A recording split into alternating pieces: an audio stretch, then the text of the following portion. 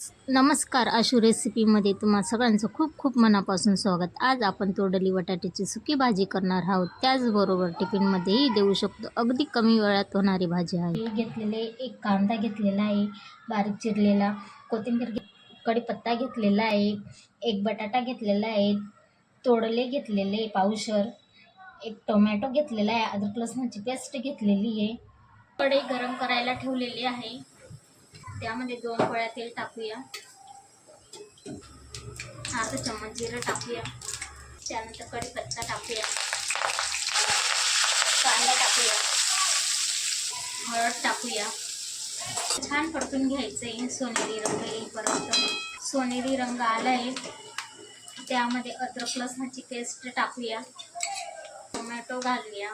Tomato छान परतलेला आहे. त्यामध्ये 1 चम्मच चटणी टाकूया. छान परतले गेले. यामध्ये बटाटे ॲड करूया.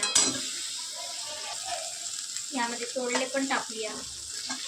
यामध्ये शेंगदाण्याचे कूट टाकूया 2 चम्मच टाकूया. शिजवण्यासाठी गरम केलेले पाण्यासाठी झाकण ठेवूया.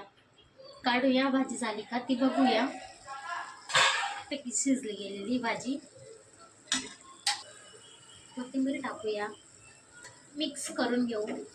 अशा पद्धतीने नक्की ट्राय करा भाजी.